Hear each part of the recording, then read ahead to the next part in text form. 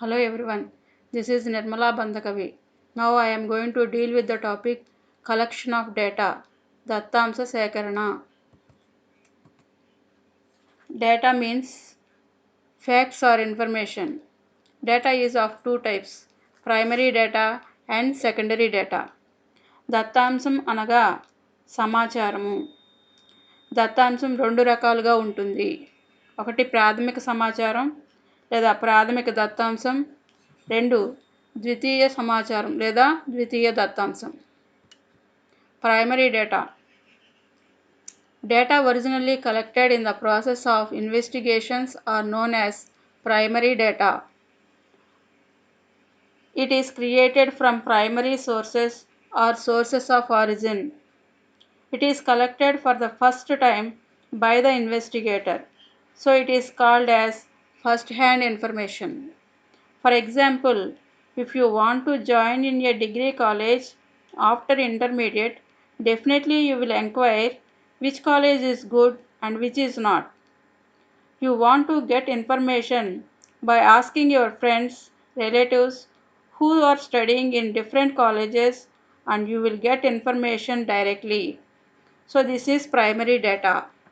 ప్రాథమిక దత్తాంశము ఒక విషయంపై మొట్టమొదటిసారి సేకరించిన సమాచారాన్ని ప్రాథమిక దత్తాంశం అంటారు. ఇది ప్రాథమిక మూలాల నుండి సృష్టింపబడుతుంది. ఉదాహరణకి ఇంటర్మీడియట్ అయిన తరువాత డిగ్రీ కాలేజీలో చేరడానికి ఏ కాలేజ్ బాగుంటుంది అంటే ఏ కాలేజీలో టీచింగ్ బాగుంటుంది, ఏ కాలేజీలో ఫెసిలిటీస్ బాగుంటాయి అనేటువంటి సమాచారాన్ని మనం గ్యాదర్ చేసుకుంటాం. ఇది మనమే స్వయంగా గ్యాదర్ చేసుకుంటాం, ఎవరి మీద డిపెండ్ అవ్వం. ఆరిజిన్ నుంచి సేకరించుకుంటాం, అంటే ఎవరైతే ఆ కాలేజీల్లో చదువుతున్నారో వాళ్ళ నుండి మనం ఇన్ఫర్మేషన్ తెచ్చుకుంటాం. దీనిని ఫస్ట్ హ్యాండ్ ఇన్ఫర్మేషన్ అని కూడా అంటూ ఉంటాం. So this is primary data. Merits of primary data.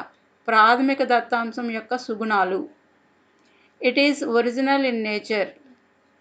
ఇది యథార్థమైనది. It is more reliable. ప్రాథమిక దత్తాంశం అనేది నమ్మదగినది. It is free from bias. పక్షపాత ధోరణికి అవకాశం లేదు. It exactly matches the needs of the project.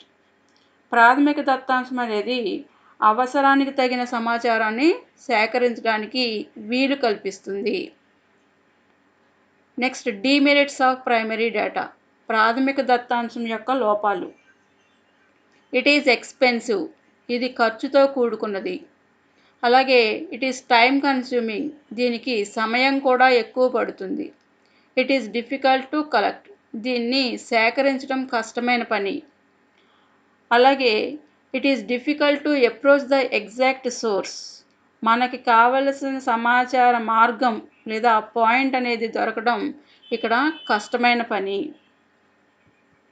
Methods of collecting primary data. ప్రాథమిక దత్తాంశ సేకరణ పద్ధతులు. ఇవి మొత్తం 5 మెథడ్స్. ఈ మెథడ్స్కి ఎక్కడికక్కడ మనం మెరిట్స్ డిమెరిట్స్ కూడా రాయాల్సి ఉంటుంది.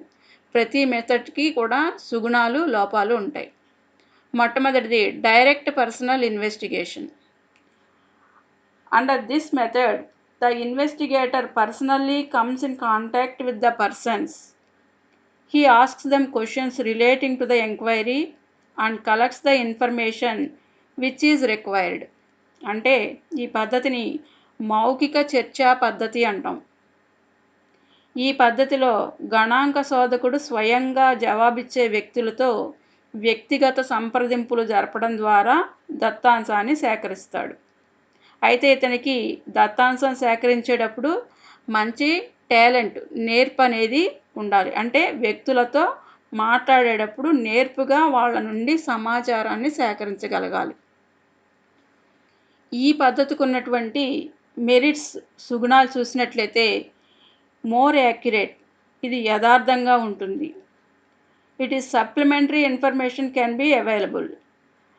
అనుబంధమైనటువంటి సమాచారాన్ని ఇక్కడ మనం సేకరించవచ్చు.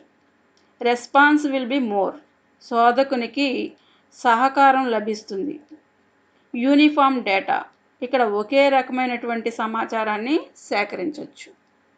అలాగే ఈ పద్ధతికి ఉన్నటువంటి డిమెరిట్స్, లోపాలు చూసినట్లయితే ఇట్ ఈస్ కాస్ట్లీ, ఖర్చుతో కూడుకున్నది. అండ్ టైం కన్జ్యూమింగ్, సమయం ఎక్కువ తీసుకుంటుంది. గ్రేటర్ పర్సనల్ బయాస్, వ్యక్తిగత పక్షపాతం ఎక్కువగా ఉంటుంది. నెక్స్ట్ మెథడ్కి వచ్చేసరికి indirect personal investigation. Under this method the investigator interviews several third persons who are directly or indirectly in touch with the information required. ఈ పద్ధతిలో శోధకుడు ఎవరి గురించి సమాచారం సేకరిస్తున్నాడో వాళ్ళని నేరుగా కలవకుండా వాళ్ళతో సంబంధం ఉన్నటువంటి వ్యక్తులు లేదా సంస్థల్ని కలిసి వాళ్ళని ప్రశ్నించడం ద్వారా సమాచారాన్ని సేకరిస్తాడు. అంటే నేరుగా వ్యక్తుల్ని కాకుండా ఆ వ్యక్తులతో సంబంధం ఉన్నటువంటి ఇతర వ్యక్తులు లేదా సంస్థల్ని ప్రశ్నించడం ద్వారా సమాచారాన్ని సేకరిస్తాడు. ఈ మెథడ్కి ఉన్నటువంటి మెరిట్స్ లేదా సుగుణాలు చూసినట్లయితే it is simple and convenient method, ఇది సులభమైన పద్ధతి. అండ్ ఎకనామికల్, దీనికి వ్యయభారం కూడా తక్కువే ఉంటుంది. ఇంటెన్సివ్ ఇన్వెస్టిగేషన్ ఈజ్ పాసిబుల్, ఎటువంటి కష్టమైన పరిశోధన అయినా కానీ ఇక్కడ చేయడానికి వీలుంటుంది. డిమెరిట్స్ ఆఫ్ ద మెథడ్, ఈ పద్ధతి యొక్క లోపాలు. Enumerators are not experts. If the enumerators are not experts in the field of enquiry, wrong data may be collected. పరిగణకులు సమాచార సేకరణలో నిపుణులు కాలేదనుకోండి, అప్పుడు తప్పు సమాచారం సేకరించే అవకాశం ఉంటుంది. ఛాన్సెస్ ఆఫ్ బయాస్, పక్షపాత ధోరణికి ఇక్కడ అవకాశం ఉంటుంది. Next third method information from correspondents. Under this method local agents or correspondents are appointed in different parts of area under investigation. These correspondents are asked to collect information and they transmit it to the investigator. అంటే విలేకరుల ద్వారా సమాచారం సేకరించడం. ఈ పద్ధతిలో వివిధ ప్రాంతాలలో దత్తాంశ సేకరణ నిమిత్తం విలేకరులను నియమిస్తారు. వీరు దత్తాంశాన్ని సేకరించి శోధకులకు పంపుతారు. అయితే దీనికి ఉన్నటువంటి మెరిట్స్ చూసినట్లయితే, సుగుణాలు చూసినట్లయితే ఇట్ ఈస్ చీప్, ఇది తక్కువ వ్యయంతో జరిపించవచ్చు. It covers large data, large area, అంటే ఈ పద్ధతిలో మనం ఎక్కువ దత్తాంశాన్ని సేకరించవచ్చు, పరిధి ఎక్కువగా ఉంటుంది.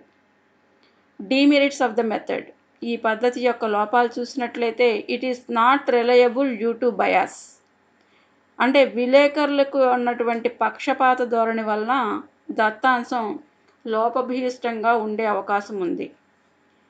It may not B uniform, వివిధ విలేకరులు వివిధ పద్ధతులు అవలంబించడం వల్ల దత్తాంశంలో సజాతీయత అనేది ఉండదు. Next method mailed questionnaires. In this method required information is collected through questionnaire. This questionnaire is sent to the informants by post. They are asked to fill the answers to the questions and sent back to the investigator. అంటే ప్రశ్నావళిని post ద్వారా పంపి సమాచారం పొందడం. అంటే ఇక్కడ ఏంటంటే సమాచారం సేకరించడానికి ప్రశ్నావళి అంటే ప్రశ్నల సముదాయంతో ఉన్నటువంటి ఒక పత్రాన్ని ముద్రిస్తారు. దీనిని గణకుడు వివిధ వ్యక్తులకు పోస్టు ద్వారా పంపించి వాటిని పూర్తి చేసి పంపించమని రిక్వెస్ట్ చేస్తాడు. అలా ఆ ప్రశ్నావళి ద్వారా కూడా సమాచారాన్ని సేకరించుకోవచ్చు. అయితే ఈ మెథడ్కు ఉన్నటువంటి మెరిట్స్ చూసినట్లయితే, సుగుణాలు చూసినట్లయితే వైడ్ కవరేజ్, ఈ పద్ధతి విస్తృత పరిధి కలిగి ఉంటుంది. ఎకనామికల్, అంటే ఖర్చు తక్కువ అవుతుంది.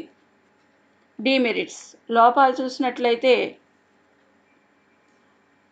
Information can B collected from literates only, అంటే చదువుకున్నటువంటి వ్యక్తుల దగ్గర నుంచి మాత్రమే మనం ఇన్ఫర్మేషన్ తెచ్చుకోగలుగుతాం. ఎందుకంటే క్వశ్చనర్ని ఫిల్ చేసి పంపించాలి కాబట్టి అక్షరాస్యత కలిగిన వ్యక్తులు మాత్రమే దీన్ని పూర్తి చేయగలుగుతారు. Supplementary questions cannot be asked. అనుబంధ సమాచారం మనం రాబట్టలేము. If questions are complex it may not be answered. ప్రశ్నలు పెద్దవిగా ఉన్నాయనుకోండి, జవాబులు రాకపోవచ్చు, వెనక్కి వాళ్ళు క్వశ్చనర్ని తిప్పి కూడా పంపించకపోవచ్చు. Next method, questionnaires filled by enumerators. Under this method enumerators are appointed by investigator. They collect the information. The enumerators asked questions and get replies to the questions in the questionnaire and filled by them only. అంటే ప్రశ్నావళిని పరిగణకుల ద్వారా పంపి సమాచారం రాబట్టుకోవడం. అంటే ఈ పద్ధతిలో శోధకుడు పరిగణకుల్ని వివిధ ప్రాంతాల్లో నియమిస్తాడు. వాళ్ళు వ్యక్తులను ప్రశ్నావళిలో ఏవైతే ప్రశ్నలు ఉన్నాయో వాటిని అడిగి వాళ్ళ నుండి అంటే వ్యక్తుల నుండి సమాచారం రాబట్టి ప్రశ్నావళిలో ప్రశ్నలకి జవాబులు నింపుతారు. ఈ విధంగా సమాచారాన్ని సేకరించడం జరుగుతుంది. దీనికి ఉన్నటువంటి మెరిట్స్, ఈ పద్ధతికి ఉన్నటువంటి సుగుణాలు చూసినట్లయితే, information can B collected from illiterates also. అంటే నిరక్షరాస్యుల నుండి కూడా సమాధానం రాబట్టవచ్చు. Next one, reliable and accurate. ఇది ఖచ్చితమైన నమ్మదగిన సమాచారం అవుతుంది. It covers wide area. ఇది విస్తృత పరిధి కలిగి ఉంటుంది. అయితే ఈ పద్ధతికి ఉన్నటువంటి డిమెరిట్స్, లోపాలు చూసినట్లయితే, ఇట్ ఈస్ కాస్ట్లీ. ఇది ఖర్చుతో కూడుకున్నది. టైం కన్జ్యూమింగ్, సమయం ఎక్కువ తీసుకుంటుంది. And lastly, quality of information depends on the capacity and talent of enumerators. అంటే గణకుల యొక్క శక్తి సామర్థ్యాలు, తెలివితేటల మీదే వాళ్ళు రాబట్టేటువంటి సమాచారం యొక్క నాణ్యత ఆధారపడి ఉంటుంది. Secondary data. Data collected by other persons are called secondary data. They are readily available. Investigators do not collect the data. Some other persons or organizations collect the data which is used by the investigator. It may be published or unpublished. We can say that this is a second-hand information. ద్వితీయ దత్తాంశం. వేరే ఇతర వ్యక్తుల చేత సేకరింపబడిన దత్తాంశాన్ని శోధకుడు ఉపయోగించుకుంటాడు. దీనిని ద్వితీయ దత్తాంశం అంటాం. ఇక్కడ శోధకుడు దత్తాంశాన్ని స్వయంగా సేకరించడం జరగదు. ఇది ప్రచురితమైన దత్తాంశం కావచ్చు లేదా ప్రచురితం కాని దత్తాంశం కావచ్చు. దీనిని మనం సెకండ్ హ్యాండ్ దత్తాంశం అంటాం. Merits of secondary data. It is readily available and it is comparatively less expensive, comparatively less time consuming. ద్వితీయ దత్తాంశం సుగుణాలు. ఇది రెడీగా ఉన్న దత్తాంశం. దీనికి తక్కువ ఖర్చు అవుతుంది, అలాగే తక్కువ సమయం తీసుకుంటుంది. Demerits of secondary data. May not be relevant. It may not be free from personal bias. May be outdated. ద్వితీయ దత్తాంశం లోపాలు. ఈ సేకరించిన సమాచారం అనువైనది కాకపోవచ్చు. అలాగే ఇది పక్షపాతానికి అవకాశం ఉండే దత్తాంశం. ఈ దత్తాంశం పాతబడినది కావచ్చు. అంటే ఈ సమాచారం ఆల్రెడీ సేకరించి ఉంటాం కాబట్టి ఇది పాతదై ఉండొచ్చు. Sources of secondary data. Sources of secondary data అంటే ఇది రెండు రకాలు, published data, unpublished data. Published data అంటే ఇది పబ్లిక్ యొక్క అవసరం కోసం పబ్లిష్ చేయబడి ఉంటుంది. ఇది రకరకాలుగా ఉండొచ్చు. అంటే జనరల్, నాన్ కాన్ఫిడెన్షియల్ నేచర్ అనేటువంటి ఇన్ఫర్మేషన్ ఏదైనా సరే యూజువల్లీ పబ్లిష్ చేస్తూ ఉంటారు. అటువంటి డేటాని పబ్లిష్డ్ డేటా అని చెప్తాం. ఉదాహరణకి government publications of international bodies, semi official publications, reports of committees and commissions, private publications like journals, newspaper, research institutions, professional trade bodies. So ఇవన్నీ కూడా పబ్లిష్డ్ సోర్సెస్ కిందకి వస్తాయి. అట్లాగే అన్పబ్లిష్డ్ సోర్సెస్ అంటే మొత్తం స్టాటిస్టికల్ ఇన్ఫర్మేషన్ అంతా కూడా అన్ని సందర్భాల్లో పబ్లిష్ చేయరు. కొన్ని ఆర్గనైజేషన్స్ కానీ, కొన్ని కాలేజెస్ కానీ, లేకపోతే యూనివర్సిటీస్ కానీ వాళ్ళ యొక్క ఇన్ఫర్మేషన్ అంతా కూడా పబ్లిష్ చేయాల్సినటువంటి అవసరం లేదు. అయితే మనం అవసరమైతే వాళ్ళ యొక్క పర్మిషన్ తీసుకుని వాళ్ళ యొక్క సమాచారం ఏదైతే వాళ్ళ రికార్డ్స్లో, ఫైల్స్లో ఉందో దానిని గణాంక పరిశోధన నిమిత్తం ఉపయోగించుకోవచ్చు. Differences between primary data and secondary data. Primary డేటాకి సెకండరీ డేటా అంటే ప్రాథమిక దత్తాంశానికి ద్వితీయ దత్తాంశానికి ఉన్నటువంటి తేడాలు.